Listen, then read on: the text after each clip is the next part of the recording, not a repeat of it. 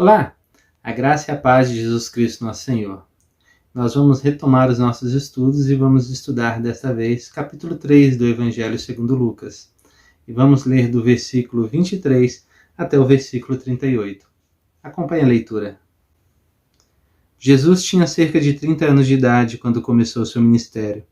Ele era considerado filho de José, filho de Eli, filho de Matate, filho de Levi, filho de Melqui, filho de Janai, filho de José, filho de Matatias, filho de Amós, filho de Naum, filho de Esli, filho de Nagai, filho de Maate, filho de Matatias, filho de Semei, filho de Joseque, filho de Jodá, filho de Joanã, filho de Ressá, filho de Zorobabel, filho de Salatiel, filho de Neri, filho de Melqui, filho de Adi, filho de Cozã, filho de Elmadã, filho de Er, filho de Josué, filho de Eliezer, filho de Jorim, filho de Matate, filho de Levi, filho de Simeão, filho de Judá, filho de José, filho de Jonã, filho de Eliaquim, filho de Meleá, filho de Mená, filho de Matatá, filho de Natã, filho de Davi, filho de Jessé, filho de Obed, filho de Boaz, filho de Salmão, filho de Naasson, filho de Aminadab, filho de Ram, filho de Esrom, filho de Pérez, filho de Judá, filho de Jacó, filho de Isaque, filho de Abraão, filho de Terá, filho de Naor, filho de Serugue, filho de Ragaú, filho de Faleque, filho de Eber, filho de Salá, filho de Cainã, filho de Arfaxade, filho de Sem, filho de Noé, filho de Lameque, filho de Matusalém, filho de Enoque, filho de Jered, filho de Maalalel, filho de Cainã, filho de Enos, filho de Sete, filho de Adão, filho de Deus. As genealogias que nós lemos normalmente são textos que são pulados. Isso porque nós vemos vários nomes e muitas vezes não conhecemos bem do que se trata esses nomes. E nós queremos pensar um pouquinho a respeito dessa genealogia de Jesus e nós queremos então convidar você a pegar a sua Bíblia, tê-la em mãos e prestar bastante atenção naquilo que nós estudaremos hoje. E a primeira coisa importante que nos chama a atenção está logo no capítulo 23, que diz que Jesus tinha cerca de 30 anos de idade. Quando nós pensamos em sabedoria, quando nós pensamos em pessoas importantes, quando pensamos em pessoas que revolucionaram a Terra, muitas vezes nós temos esse hábito de juntar as duas coisas, pessoas importantes e idades avançadas. Então nós pensamos alguém de barba, alguém com a idade ali acima dos seus 45, 50 anos, e nós queremos atrelar então sabedoria com idade. E o fato é que aquele que é o Rei dos Reis, do Senhor dos Senhores, ele se apresenta ao mundo de uma maneira muito maravilhosa. Ele se apresenta como um bebê, ele aparece ainda na sua infância, ali aos 12 anos de idade, ensinando e aprendendo com os mestres da lei, ali no templo, e agora aos 30 anos de idade, ainda jovem, ele vai fazer a sua grande demonstração de poder, vencendo o pecado. E o começo dessa trajetória é justamente ali numa idade baixa, uma idade pequena. E qual que é a importância disso para nós? A primeira coisa que deve cair das nossas mentes, do nosso pensamento, é essa ideia de que para ser sábio tem que ser alguém velho, idoso. É bem verdade que muitos são aqueles que são anciãos e são sábios, são homens que nós devemos parar para ouvir. Mas o contrário é verdade, tem muita gente que envelheceu, mas a sabedoria ficou no meio do caminho. Não avançou, não cresceu, não se desenvolveu. Então isso não está ligado. O servir a Deus, o fazer a vontade de Deus não está atrelado à idade. E o nosso Senhor Jesus, ele se apresenta então como um jovem a nós. Ele se apresenta como uma pessoa ali de pouca idade e é bem provável, os estudos apontam que provavelmente o mais velho do grupo que vai acompanhar Jesus, ele vai ter aí cerca de 26 anos, isso a idade caindo um pouquinho ali, João talvez o mais novo com 14 anos de idade. Então sempre ali nós temos um grupo de pessoas jovens, mas que fizeram a diferença na Terra. Então a sua idade não é desculpa. A sua pouca idade não é uma desculpa para você servir a Deus. Você deve servir a Deus na juventude, com tudo aquilo que você tem, com tudo aquilo que você é. E você pode fazer uma grande diferença neste mundo. E a idade daqueles que estão ao seu redor, às vezes você é alguém de uma idade um pouco mais avançada e você menospreza a idade daqueles que estão ao seu redor. Saiba que Jesus tinha apenas 30 anos quando começou seu ministério e é bem provável que os seus discípulos tinham ainda menos. Então você é convidado a pensar a esse respeito, se você deve menosprezar as pessoas segundo a sua idade ou deve considerá-las segundo a sua proximidade com Deus. Uma outra coisa que vai nos chamar a atenção aqui é essa pequena diferença que existe quando nós lemos aqui no versículo 23, onde está dizendo que ele era considerado filho de Eli, quando se falado de José. E aí alguns nos chamam a atenção e dizem, nossa, mas em Mateus está diferente do que está escrito aqui, porque lá está escrito outro pai. Então, será que a Bíblia está enganada? Será que está errada? A explicação para isso é muito simples. É bem provável que José tenha passado por aquilo que é chamado de lei do levirato. Então José teria tido, sim, 2 pais. Ele teria tido a paternidade real, como é dita ali em Mateus, a paternidade vinda da parte de Davi, e aqui também Eli, sendo o irmão provavelmente do pai de José, ele deve ter assumido essa paternidade quando o pai de José falece, e era algo muito comum na lei do levirato, dizia que aquele que era o irmão, ou o irmão que morava junto ali, ele deveria assumir o papel, caso o seu irmão viesse a morrer, ele deveria assumir o papel de marido para dar continuidade à linhagem. É bem possível que esse fosse sim um irmão do pai de José e que ele assumiu então essa paternidade de José. Dito isso, é importante entender que a genealogia de Jesus, tanto em Mateus quanto aqui em Lucas, elas apontam para uma mesma direção, e a direção é afirmar que Jesus Cristo é da linhagem de Davi. Ele pertence à linhagem de Davi, e por isso, porque ele pertence à linhagem de Davi, ele é aquele Messias prometido a Israel desde os tempos dos reis. Então nós temos aí a promessa de Deus sendo cumprida em Jesus.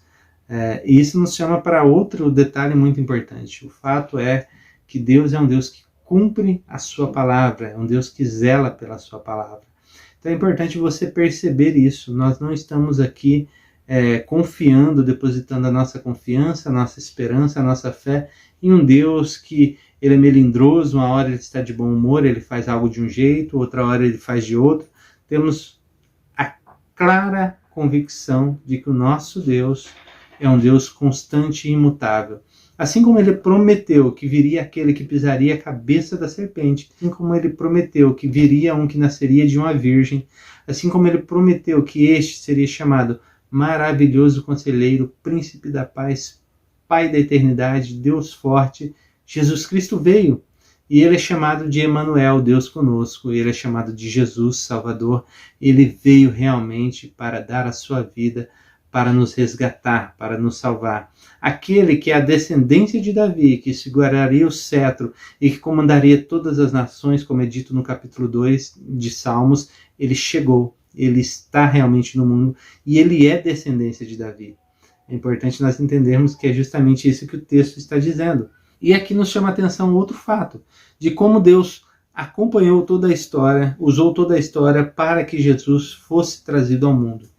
Deus, ele não só estava na história, mas ele direciona a história para que a sua vontade soberana aconteça. E a sua vontade soberana foi de que Jesus nascesse da linhagem de Davi, e é justamente isso que acontece. E Jesus nasce da linhagem de Davi, e ele vem fazer a vontade de Deus Pai, que é resgatar toda a humanidade.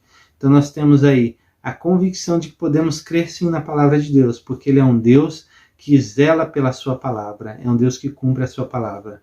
Um outro questionamento que pode ser feito, mas como assim, se Jesus é então alguém adotado, será que podemos considerá-lo como sendo linhagem de Davi? E a resposta é claro que sim.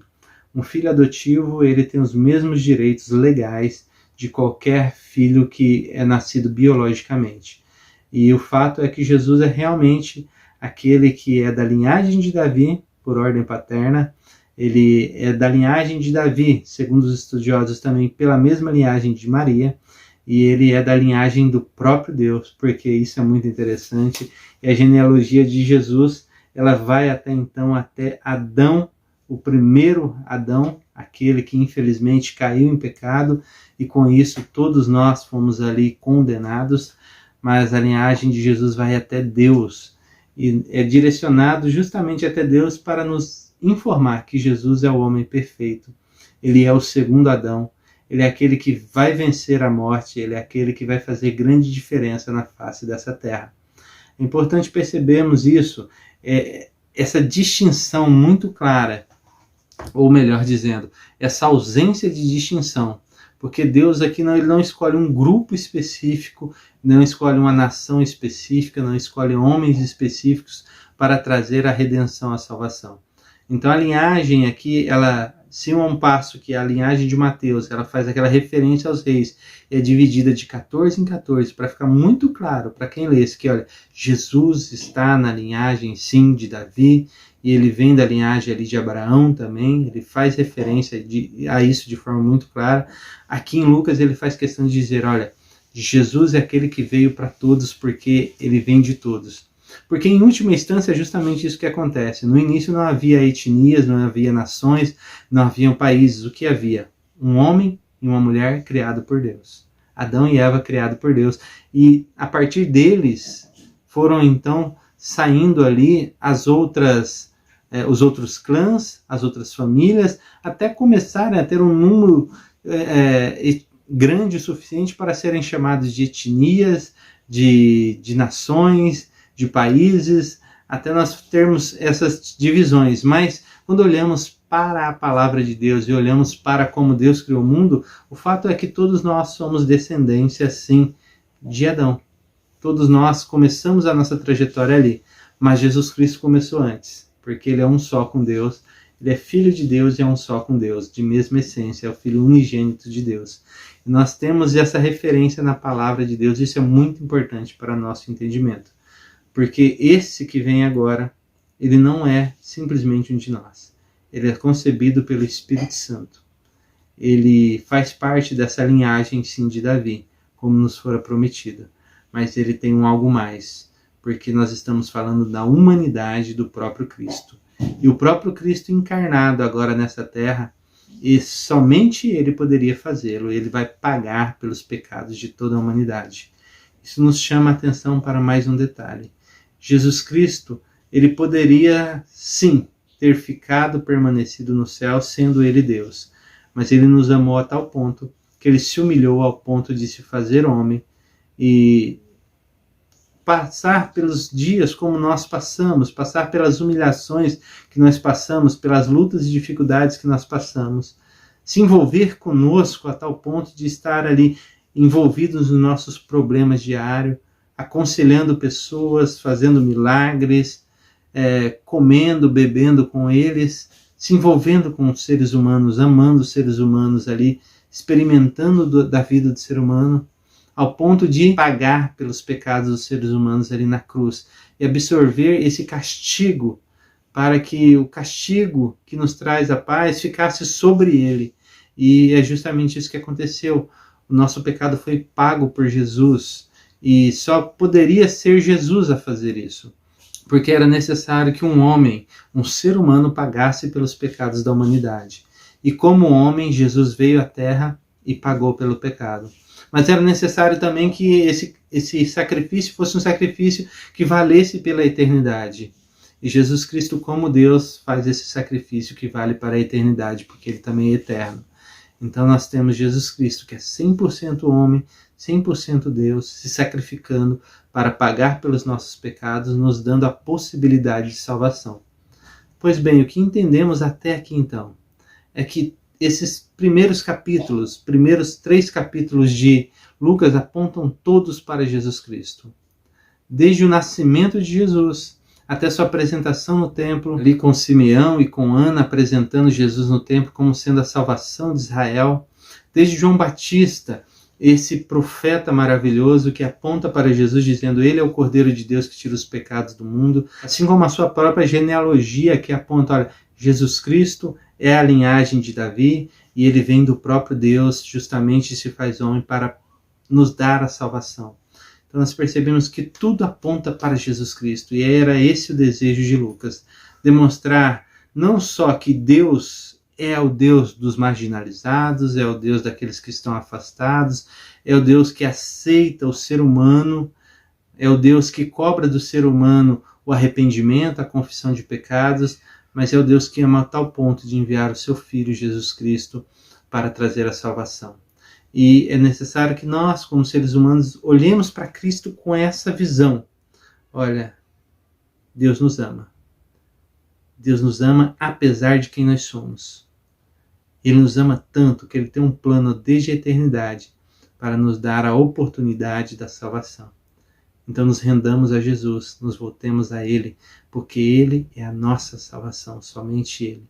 Esse Jesus que veio realmente em carne, pagou o preço numa cruz e nos deu a oportunidade de termos a salvação por meio da fé nele, porque Ele não está morto, Ele viveu, Ele ressuscitou, a morte não foi capaz de detê-lo. Entregue sua vida a Jesus Cristo. O texto nos chama a atenção, porque ele nos traz a memória de um Deus que age em toda a história para lhe dar a salvação, para dar a salvação a você. Ele intermediou, ele trabalhou em toda a história para que você tivesse a oportunidade de ser salvo. Renda-se a Jesus Cristo neste dia. Que Deus abençoe você, que Deus abençoe toda a sua família. Forte abraço e até o próximo encontro. E você, que foi abençoado por esse vídeo, quero te convidar a curtir o vídeo, a comentar e a compartilhar o vídeo. E quero rogar a Deus que Ele abençoe você e toda a sua família. Abençoe outra família também. Ore por alguém que você se lembrar nesse momento. Que Deus abençoe você e até o próximo encontro.